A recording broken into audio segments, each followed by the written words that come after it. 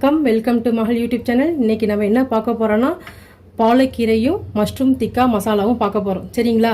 இது ரொம்ப டேஸ்ட்டாக இருக்கும். இதை எப்படி செய்யலான்னு பார்க்கலாம் வாங்க. பாலக்கீரை சப்பாத்தி செய்கிறதுக்கு ஃபஸ்ட்டு நம்ம பாலக்கீரையை நல்லா நறுக்கிட்டு நம்ம வாஷ் பண்ணி வச்சுக்கிறோம். சரிங்களா? இப்போது நம்ம ஸ்டவ்வை ஆன் பண்ணிவிட்டு கடாய் வச்சுருக்கோம். இதில் இப்போ நம்ம தண்ணி விட போகிறோம். கீரை வேகிற அளவுக்கு நம்ம தண்ணி வச்சுக்கிறோம். இப்போ இந்த தண்ணியில் கொஞ்சமாக உரிச்ச பூண்டு, 2 பச்சை மிளகா, 1 ஸ்பூன் சீரகம். இப்போ நல்லா தண்ணி கொதிக்கணும். இப்போது தண்ணி கொதிக்கிறதுக்காக நம்ம ஒரு மூடி போட்டு மூடிடலாம். இப்போது தண்ணி நல்லா கொதிக்குது. இந்த ஸ்டேஜில் நம்ம கீரையை போட்டுக்கலாம். உப்புலாம் சேர்க்க வேண்டாம், வெறும் கீரையை மட்டும் போட்டு ஒரு 5 மினிட்ஸ் நல்லா வேகணும்.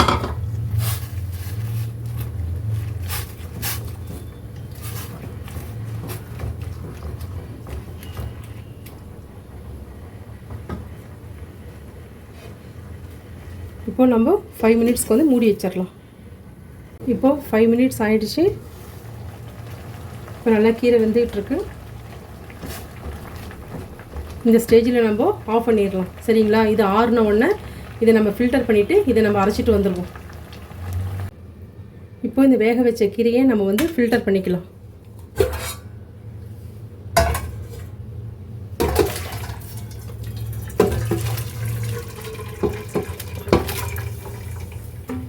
இதை ஃபில்டர் பண்ணிவிட்டு இப்போ ஆறுன உடனே நம்ம இதை அரைச்சிடலாம்.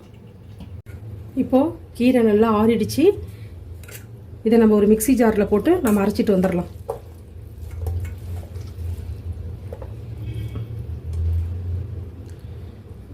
இப்போ இந்த கீரைக்கு தேவையான அளவு நம்ம கொஞ்சம் உப்பும் சேர்த்துக்கலாம்.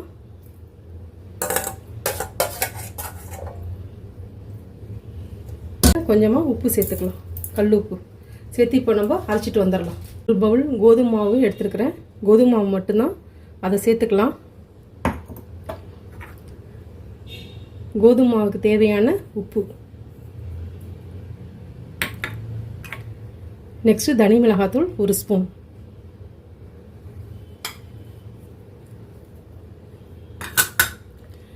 நெக்ஸ்ட்டு தனியாத்தூள் 1 ஸ்பூன். கரம் மசாலா 1/2 ஸ்பூன். இப்போது நம்ம எல்லாத்தையும் இப்போ கலந்துடலாம். இப்போது இதில் அரைச்சிட்டு வந்திருக்கோம்ல பாலக்கீரை, அதையும் நம்ம சேர்த்துடலாம். தண்ணிலாம் விட வேணாம், இதை மட்டும் சேர்த்துட்டு நம்ம நல்லா சப்பாத்தி மாவை திரட்டுற மாதிரி, நம்ம சப்பாத்தி திரட்டுறதுக்கு தகுந்த மாதிரி மாவை நல்லா பிசைஞ்சு எடுத்துக்கணும். சப்போஸ் தண்ணி வேணும்னா இதுலேயே தண்ணியை கலந்து நம்ம அதில் ஆட் பண்ணிக்கலாம். இப்போது நம்ம நல்லா சப்பாத்தி மாவை பதத்துக்கு நல்லா பிசைஞ்சாச்சு. சரிங்களா? இது மேலே கொஞ்சோண்டு எண்ணெய் அப்ளை பண்ணிவிட்டு நம்ம ஒரு 10 மினிட்ஸ் நல்லா ஊற வச்சிடலாம். இது 10 மினிட்ஸ் இதை ஊற வச்சுருவோம். இதுக்கு நம்ம இப்போ சைட் டிஷ் என்ன செய்யலான்னு பார்க்கலாம். இப்போ இதை மூடி போட்டு வச்சுட்டோம். இப்போது மஷ்ரூம் திக்கா செய்கிறதுக்கு ஃபஸ்ட்டு நம்ம கொஞ்சம் ஸ்டவ்வை ஆன் பண்ணிவிட்டு ஒரு பேன் வச்சுட்டு கொஞ்சமாக நெய் விட்டு அதில் கடலை மாவு இருக்குல்ல, அதில் கொஞ்சமாக எடுத்து நம்ம அதில் நல்லா வறுத்துக்கணும். சரிங்களா? கலர் மாறக்கூடாது, நல்லா அதில் வறுத்துக்கணும். இப்போது கலர் மாறாமல் நல்லா இந்த பச்சை வாசனை போகிற வரைக்கும் நம்ம நல்லா கிளறி விட்டுட்டோம். இப்போ இதில் காஷ்மீர் மிளகாத்தூள் நம்ம சேர்த்துக்கிறோம். சரிங்களா? சேர்த்துட்டு இதையும் நம்ம நல்லா கலந்து விட்டுறலாம்.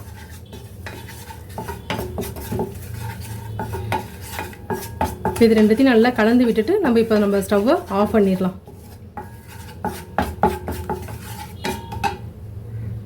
இந்த கடலை மாவு மசாலோட நம்ம தயிர் சேர்க்க போகிறோம். இப்போது இந்த தயிர் சேர்ந்து நம்ம நல்லா கலந்து விடணும்.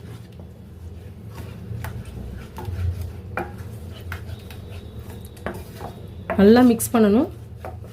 தயிரும் அந்த கடலை மாவு மசாலாவும் நல்லா மிக்ஸ் ஆகணும். இப்போ தயிர் சேர்த்துட்டோம்ல, அதில் நெக்ஸ்ட்டு நம்ம தனி மிளகாத்தூள் சேர்க்குறோம். நெக்ஸ்ட்டு தனியாத்தூள், நெக்ஸ்ட்டு கரம் மசாலா, நெக்ஸ்ட்டு கஸ்தூரி மேத்தி கொஞ்சோண்டு எடுத்து அதையும் சேர்த்துக்கிறோம் வாசனைக்காக. தேவையான அளவு சால்ட்டு. இப்போது நம்ம இது எல்லாத்தையுமே மிக்ஸ் பண்ணிடலாம். ரொம்ப டேஸ்ட்டாக இருக்கும், நீங்களும் வீட்டில் ட்ரை பண்ணி பாருங்கள்.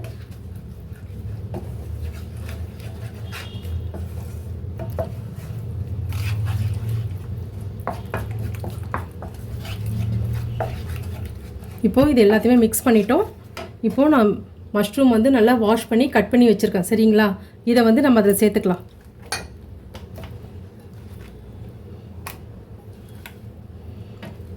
$250 கிராம் மஷ்ரூம் எடுத்திருக்கேன். இப்போ இதை நல்லா மிக்ஸ் பண்ணி விட்டுருங்க.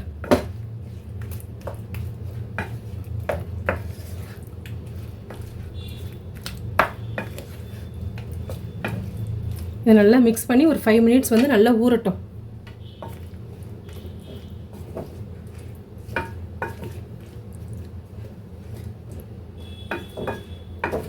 இது நல்லா ஊறட்டும், ஒரு 5 மினிட்ஸ் வெயிட் பண்ணுவோம். இப்போது ஒரு கடாய் வச்சுட்டு அதில் நம்ம எண்ணெய் கொஞ்சம் விட்டுக்கணும். எண்ணெய் சூடானதும் வெங்காயம் நறுக்கி வச்சுருக்கேன், ஒரு பெரிய வெங்காயம், அதையும் சேர்த்துக்கலாம்.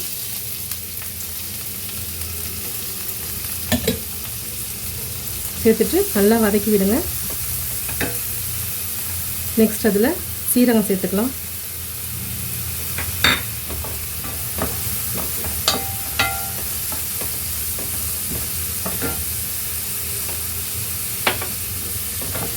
வெங்காயம் கொஞ்சம் நல்லா வதங்கணும் சரிங்களா.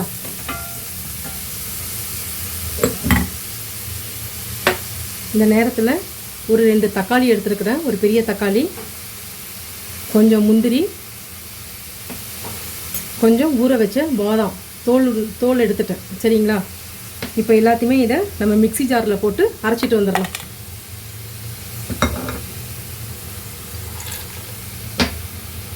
நல்லா இதை நைஸ் பேஸ்ட்டாக நம்ம அரைச்சிட்டு வந்துடுவோம். ஒரு பச்சை மிளகாவும் சேர்த்துக்கலாம். இப்போது வெங்காயம் நல்லா வதங்கிடுச்சு. இதில் நம்ம இப்போது இஞ்சி பூண்டு பேஸ்ட்டு சேர்த்துக்கலாம். சேர்த்து இதையும் நல்லா வதக்கி விடுங்க. பச்சை வாசனை போகணும், இஞ்சி பூண்டுனுடைய பச்சை வாசனை வந்து போகணும். இதுக்கு தேவையான அளவு உப்பு சேர்த்துக்கலாம். சேர்த்துட்டு நல்லா கலக்கி விட்டுருங்க.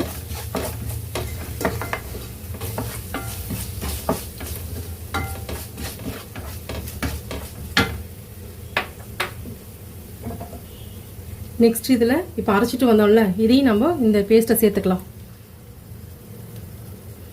கொஞ்சமாக தண்ணி கலந்து சேர்த்துக்கலாம் மீதி.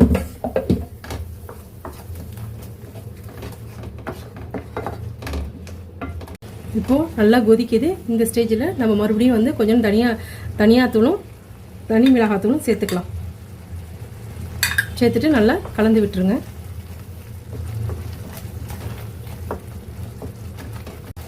இப்போது நல்லா கிரேவி நல்லா கொதிச்சு வருது. இதில் நம்ம எல்லாம் செஞ்சு வச்சுருக்கோம்ல, மசாலா ரெடி பண்ணி வச்சுருக்கோம்ல, இந்த மஷ்ரூம் மசாலாவை இதில் இப்போ சேர்த்துடலாம்.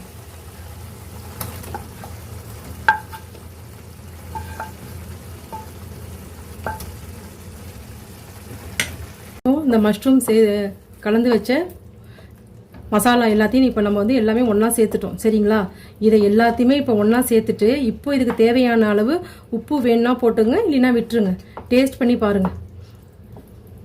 இப்போ இது நல்லா கொதிக்கணும் ஃபஸ்ட்டு. இப்போ இந்த ஸ்டேஜில் நம்ம ஒரு 2 ஸ்பூன் எண்ணெய் விட்டுக்கலாம்.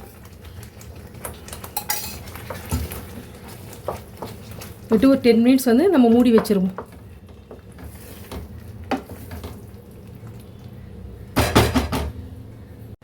இப்போது நல்லா கொதிச்சு வருது. இந்த நேரத்தில் நம்ம ஒரு லிட்டு போட்டு மூடி வச்சிடலாம். இப்போது நல்ல ஸ்மெல்லு வருது. இங்கே பாருங்கள், நல்லா எண்ணெய் பிரிஞ்சு வந்துருச்சு.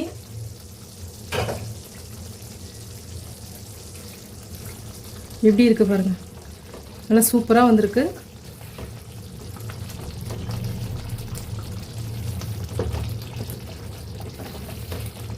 இந்த ஸ்டேஜில்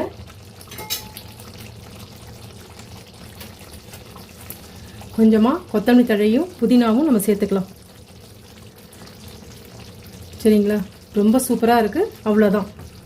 இப்போது இது நமக்கு மஷ்ரூம் திக்கா வந்து ரெடி ஆயிடுச்சு. மஷ்ரூம் திக்கா மசாலா. இப்போது சப்பாத்திக்கு மாவு திரட்டி வச்சுட்டேன். இப்போ கல் சூடாயிடுச்சு. நம்ம அதை போட்டுடலாம்.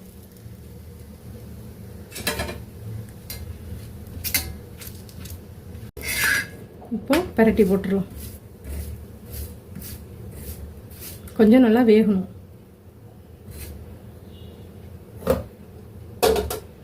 இந்த ஸ்டேஜில் நம்ம கொஞ்சோண்டு எண்ணெய் விட்டுக்கலாம்.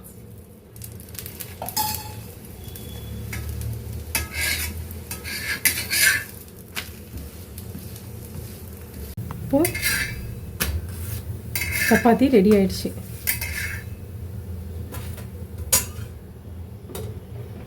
நெக்ஸ்ட்டு இன்னொன்று போட்டுக்கலாம். இப்போது சப்பாத்தி போட்டாச்சு. இப்போ சூப்பரான டேஸ்டியான ரொம்ப ரொம்ப ஹெல்த்தியான மஷ்ரூம் திக்காவும் பாலக்கீரை சப்பாத்தியும் ரெடி ஆயிடுச்சு. சரிங்களா? இதை நீங்கள் வீட்டில் ட்ரை பண்ணி பாருங்கள். சப்பாத்திக்கு இந்த கிரேவி ரொம்ப ரொம்ப டேஸ்ட்டாக இருக்கும். நீங்கள் செஞ்சு பார்த்துட்டு எப்படி இருக்குன்னு கமெண்ட் பண்ணுங்கள். பிடிச்சிருந்தா லைக் பண்ணுங்கள், ஷேர் பண்ணுங்கள், சப்ஸ்கிரைப் பண்ணுங்கள். தேங்க்யூ.